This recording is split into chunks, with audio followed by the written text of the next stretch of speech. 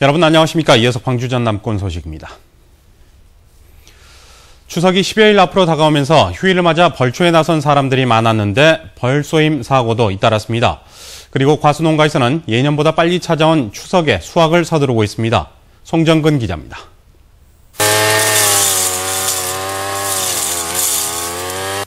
추석을 앞두고 미리 아버지 묘소를 찾은 박경구 씨.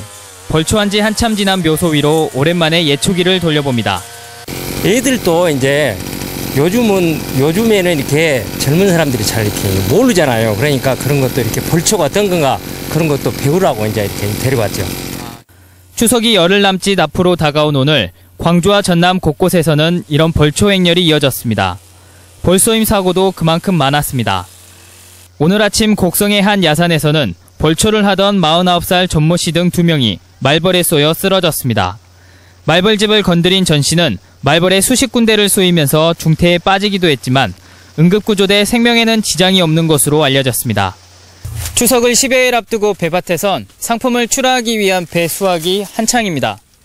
예년보다 빨리 찾아온 추석에 서둘러 많은 배를 거둬들이고 있지만 올 초입은 냉해로 상품성이 떨어지면서 소득은 장담하기 어렵게 됐습니다. 근데 금년 같은 거는 봄에 그 냉해패로 인해서 특품률이 굉장히 저조하다는 건 뭐 한 40% 정도밖에 안 나오기 때문에 성큼 다가온 한가위에 한여름 흘린 땀의 결실을 거두려는 농민의 손길도 바빠지고 있습니다. MBC 뉴스 송정근입니다. 민주당 이용섭 의원은 교학사의 역사 교과서가 검정 심사를 신청할 당시에는 왜곡 정도가 훨씬 더 심했다고 밝혔습니다. 이용섭 의원은 지난 1월 교학사가 신청한 검정 심사 신청본을 최근 입수해 확인한 결과 5.18 민주화운동과 관련해 시위 발발과 진압군 투입의 선언을 왜곡하고 5.18 군사정변을 미화하는 등 역사 왜곡의 정도가 훨씬 심했다고 밝혔습니다.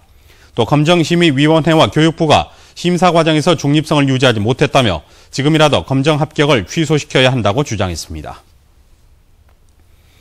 김장학 신임 행장인 취임하자마자 광주은행이 대규모 물갈이 인사와 함께 조직 개편을 단행했습니다. 광주은행은 이번 18명 가운데 부행장 4명과 본부장 5명 등 절반에 해당하는 9명의 사표를 수리하고 새로운 임원진을 선임했습니다. 또 10개 본부를 7개 본부로 축소하는 등 전략 집중형으로 조직 체계를 개편했습니다. 영광 특산품인 모신잎 송편 좋아하시는 분들 많이 계시죠?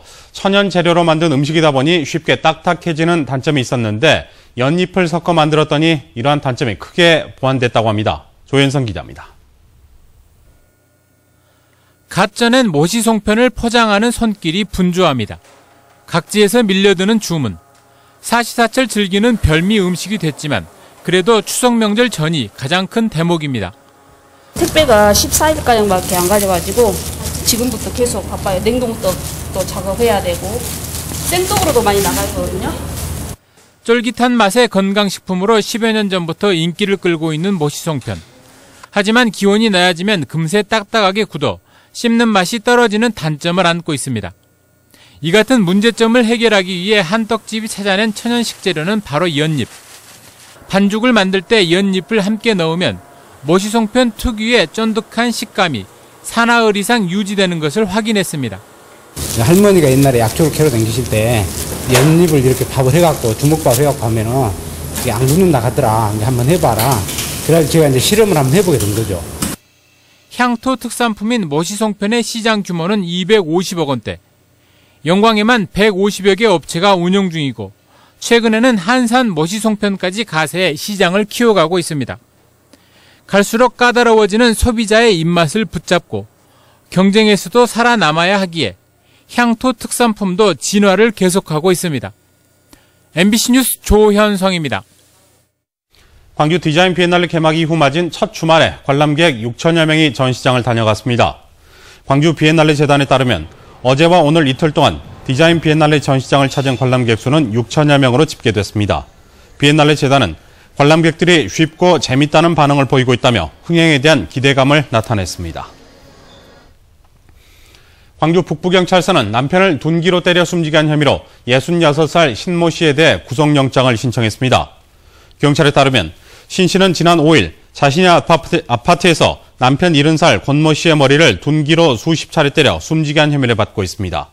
사건 발생 직후 범행을 완강히 부인하던 신 씨는 경찰 조사에서 남편과 부부싸움 중에 순간적으로 격분해 범행을 저질렀다고 진술했습니다.